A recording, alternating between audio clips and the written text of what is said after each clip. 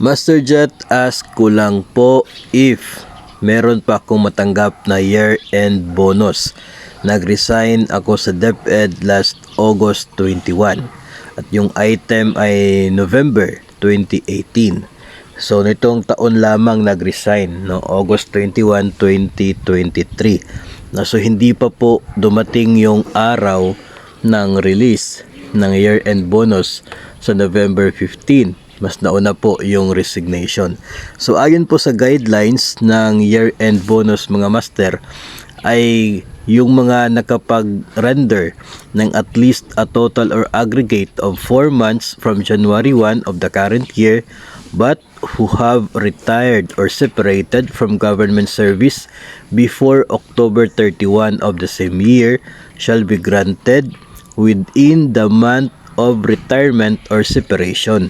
No, so within the month of retirement or separation, dapat binigay ang year-end bonus at cash gift nila ayon sa isang prorated share.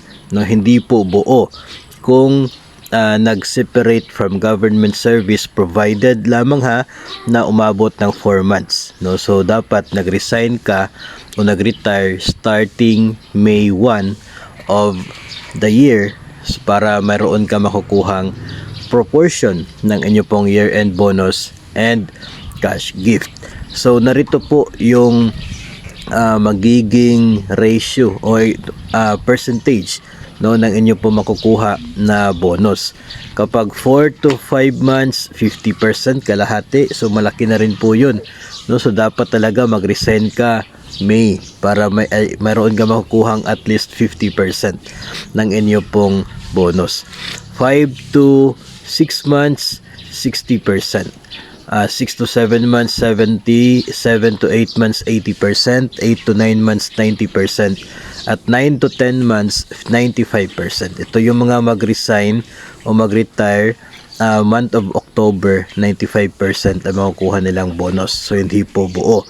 So sa case na ito, August 21 yung kaniyang resignation, so nasa 7 to 8 months po. So 80% ng kaniyang basic salary ang kaniyang year-end bonus at 80% din ng 5,000 pesos na cash gift ang kaniyang cash gift.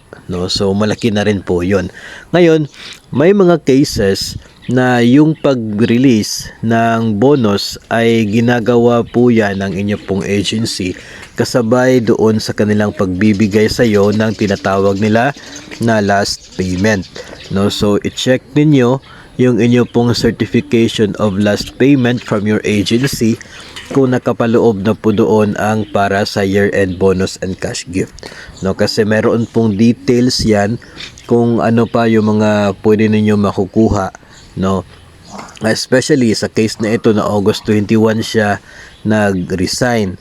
No, if ever na yung kanyang huli na pagpasok sa roster o sa payroll ay July, no, malaki yung chance sa tinanggal na siya pagdating ng August kasi hindi naman buo yung kanyang service sa month of August.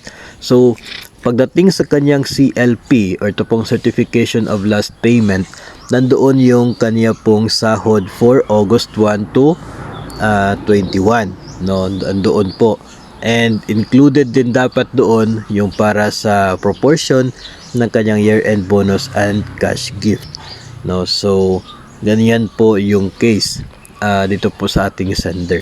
No, so ito po ay para sa lahat na may planong mag-resign o kaya ay mag-retire.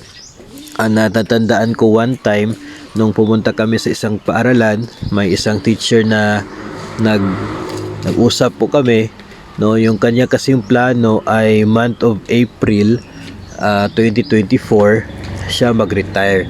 No, so sinabihan ko na kung hindi pa naman siya 65 sa period na yon ay i-extend niya lang ng konti kahit effective May 1 na lamang para makompleto niya yung 4 months of service para meron siya proportion sa year-end bonus. So the same is true para doon sa mga gustong mag-resign, no? Either mag-abroad kayo o magta-transfer to different agency, just make sure lang na umabot kayo ng 4 months of service sa taon para meron kayo matatanggap naman para sa inyo pong year-end bonus. Sayang kasi kung kayo ay magdesisyon na mag-resign sa buwan ng Abril, sayang yung iilang araw na lang sana, no? Tapos yung mawawala sa inyo ay kalahati ng inyong basic salary.